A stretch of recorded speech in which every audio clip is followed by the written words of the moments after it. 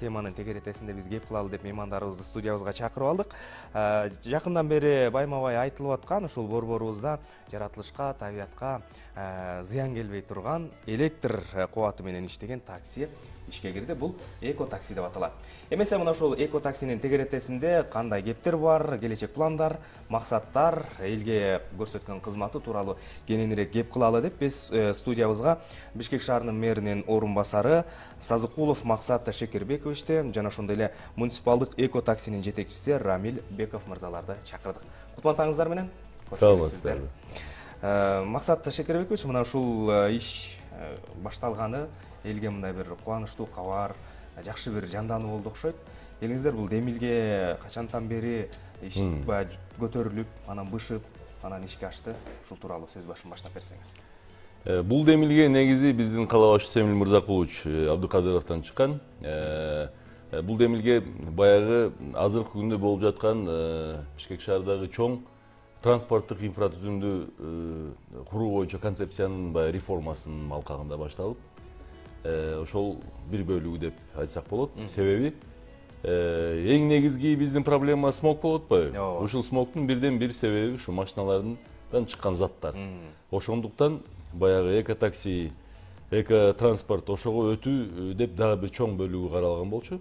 Ошонун алкагында жасалып келаткан жумуш ушу ыкчам түрдө ушу бир ай болду ушу концепцияны биз карап чыкканыбызга. Ошондон баштап эле биз ошону реализация кылып баштадык. Өзүңүздөр билгендей баягы отдельный өзгөчө линия чыгарып бердик баягы автобустарга, троллейбустарга. Ошого жанагы биздин эко-таксилерди киргиздик.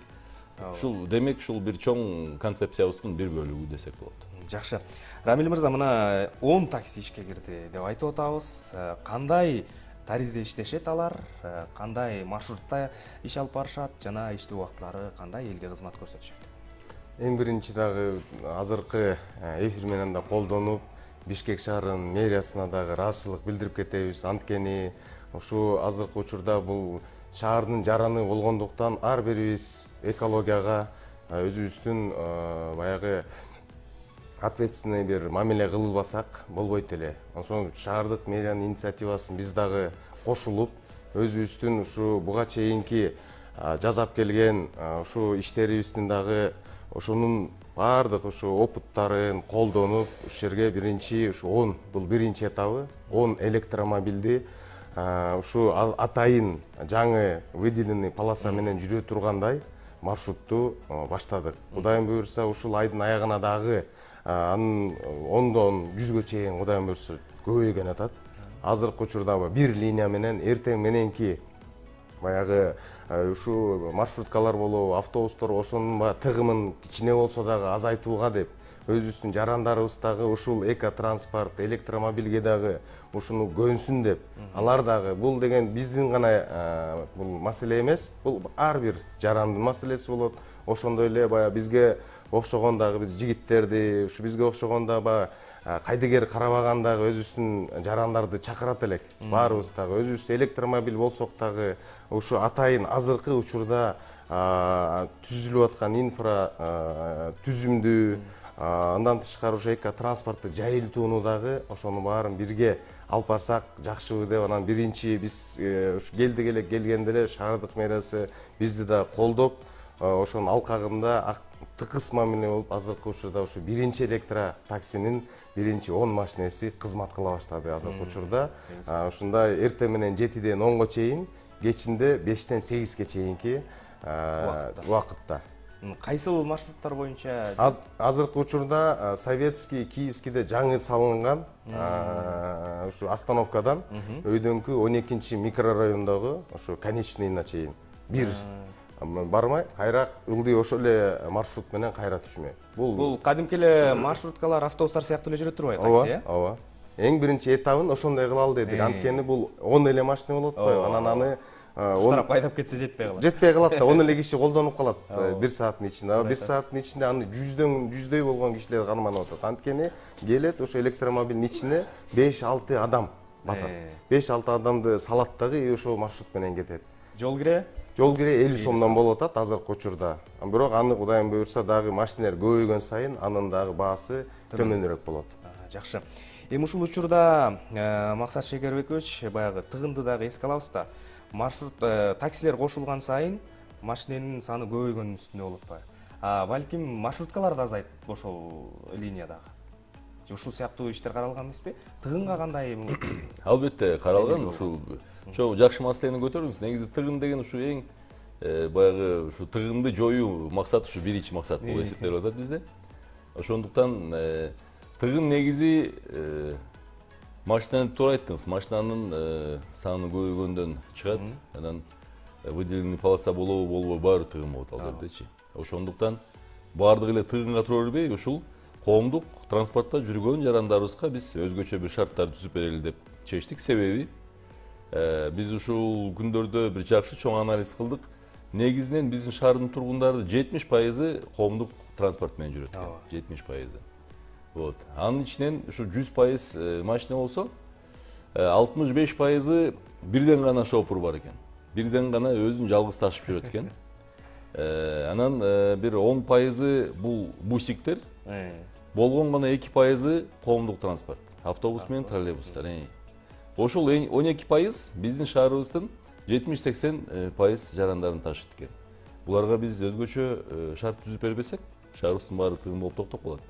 Күндөн күнгө машиналар көбөйүп атат шаарда. Себеби шарттар да жакшы болуп атат. Элибиз дагы Кудайга шүгүр береке топтоп, машинадан машина алышып, улам машина жаңыртып, керек болсо ар бир үйлүүдө жок дегенде бирден экиден машина бар. Ошондуктан биз жанагындай транспорттук реформанын негизги максаты ушу тыгынды жоюу, анан жаңы келген биздин коомдук транспортубузга жакшы жакшынакай шарт түзүп берүү. Себеби бүгүнкү күндө тарыхта болбогондой шарт түзүлдү Бишкек шаарына. Президентибиздин колдоосу менен 1000 автобус, жаңы автобус сатылып келди. Буга чейин өзүңүздөр билгендей 15 августка болгон 130 автобустар болчу Бишкекте. Линияга чыккан 130 автобус, 130 троллейбус. Азыркы күндө 1300 болот автобустун гана саны. Троллейбустуку 150 жана 130 электробустар болот. Бул ушу 2024-21 кварталында эле толуп калат. Ошондо 10 эсе көбөйүп атат саны. Ошондуктан Кудайга шүгүр деш керекпиз дагы, ошол коомдук транспорттун эмесин колдонушубуз керекпиз. Сапатын дагы, өзүнүн көлөмүн дагы. Ошондуктан биз жаңы жакшы шарттарды түзүп беребиз дагы, биздин жарандын баардыгы ушу 70% деп атпайбы? 70% ушуларга биринчиден шарт түзүп беребиз. Калган 65% жанагы жекече жүргөн машинанын баардыгы буюрса, ошолор дагы биз дагы коомдук транспорт менен жүрөбүз деген ойго келет, Кудай буюрса. Жакшы. Рамил мырза, ушул эко таксинин айдоочуларын кандай кылып кабыл аласыздар? Алардын жоопкерчилиги кандай жана сиздер тараптан аларга көрүлгөн камкордук кандай?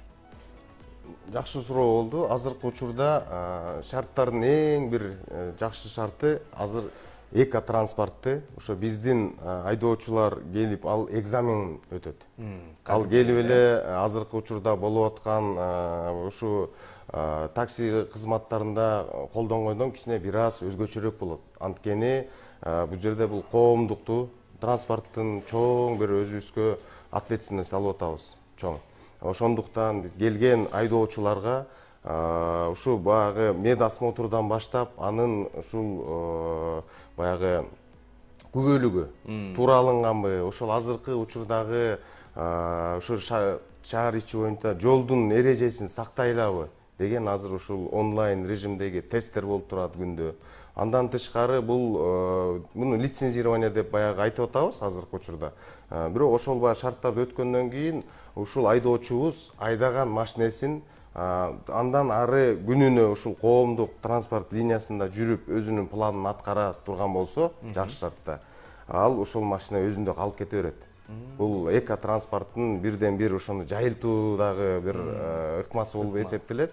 Экинчиден ушу коомдук азыркы баягы таксист деп эле баягы аты бир кичине бир калып калбады. Бул жерде баягы таксист эмес, бул коомдук эко транспорттун, эко таксинин кызматкери деп аталат. Бул как менеджер. Бул да ошо шаардын тургундары менен дагы ошо сүйлөшүп, азыркы болуп аткан баягы экологиянын темасын, эко транспорттун ушу баягы көп плюстарын ошону айтып берип, аларды туура жана түз бат жеткиргенге, аларды да баягы таксист эбестен эле ошо кызматкер катары кылсакпы деп ошол элдин аң сезимин дагы өзгөртүп ушу общественный транспортко көбүрөөк жүрө турган болсок, ондо айдоочуга да жакшы болуп атат. Ошол баягы ал электромобиль өзүндө калып калып атат. Биздин шаардык тургундарына алар ушу эко транспортты аларга жайылтуу, аң сезимин көтөрүү, ошолор буга чейинки билбей жүргөн көп баягы жакшы, анын жакшы жактарын көбүрөөк айтып берүү. Анан убагына жумуштан үйүнө, үйүнөн жумушка убагында кыйналбай жетиштин. Ошондуктан баягы биз дагы ушу күндөн күнгө, айдан айга мунун санын да көбөйтүп, анан жанагы ушу атайын выделенный полоса ушу общественный транспорттун дагы ошонун көбөйтүн, ушун баягы көп бар жакшы бар, өздөрүбүзгө барыбыз жумушка шашып атсак, коомдук транспорт менен тезирээк жеткенге чоң шарттар түзүлүп берип атат. Ушу менен да биз өзүбүз колдонуп калалы деп атабыз. Эми баягы каждый үйдө бирден экиден машина болуп, алар жумушка бир жонумда кошунамды ала кетемби, же көчө остановкада турган адамды ала кетсе, мен дагы бул ойлойм ушул шаардын ичине дагы бир өзүмдүн дагы баягы керегимди, өзүмдүн ушул пайдамды тийгизип калайын деген ушу аң сезимге келтирип алсак, тыгым да азаят эле, сигналын көп баспагандар да азаят эле деген ойдо. Ошо бул биринчиден бул менеджерлер болот да. Бул коомдуктун мында азыркы учурда дагы Бишкек шаар мэриясынан жакшы иштер жасалып атпайбы? Буга чейин жана тулпар деген безналичный төлөнүү жок болчу да, андайды эл көрө элек болчу. Эми азыр аны дагы уже киргизилди. Бул заманбап технологияларды киргизгендин себеби эң биринчи аң сезимди дагы көтөрүп, ойготуп деген. Ошого да биз кошулуп, анан биз дагы ошо кызыгуу менен иштегенибиз, ушу биздин дагы башка жерден келип бизге азыр орношуп аткандарга дагы бул кызык болуп атат. Анткени ал мурункудай болуп пробкада турбайт. Аң сезими өзгөрүлдү. Ал ушу жанагы ушу баягы коомдук транспортко дагы жакшы шарттар бөлүнгөнү аларга абдан сезилди. Жакшы. Экотранспорт канча убакыттан кийин анан ушул менчигине өтөт айдоочу? Азыркы учурда ушу азыр алып келип аткан биздин 10 машиненин электромобиль баасы ошол азыркы күнүндө такси иштеп жүргөн биздин байкелерибиз, агаларыбыздын чөнтөгүнө ашып кетпейт. Чөнтөгүнө туура келе турган баада болуп атат да. Анан ушу күнүнө эртең менен 7ден ушу кечки 6-7ге чейин иштей турган болсо, ошол электромобиль менен күнүнө жок дегенде бир 100 кишини аткара ташый турган болсо, жанагы линия менен болсо, 1,5 жылдын ичинде ошо машина өзүнө калып калат экен. Ал өзүнө өткөндөн кийин дагы иштей берсе болобу? Өзүнө өткөндөн кийин уже шарты кичине баягы башкачараак болот. Уже өзүнө өтүп алгандан кийин ал кааласа чыгып коет, каалабаса анда иштей берет да. Пока ал машина өзүнө өтө электе баягы сиздер койгон талаптар менен гана иштеш керек болот да. Жакшы. Максат Шекербекович, анан түнкү каттамдар дагы каралабы келечекте? Азыр күндүз эле жүрүп атпайбы, кечке чейин? Кеч түн киргенден кийин автобустар айтасызбы? Жок, ушул эко-такси. Албетте, эко-такси негизи круглосуточно жүрүш керек. 24 саат жүрүш керек. Бул такси деген ушундай режимде иштеш керек. Бул автобустарды мен дагы бир түшүндүрмө берип кетейин. Ушу автобустардын режимин биз өзгөртөбүз. Ушу эртең мененки 5:30дан ушу түнкү 11-12ге чейин жүрө тургандай шарттарды карап беребиз. Себеби ушу биздин жарандарыбыз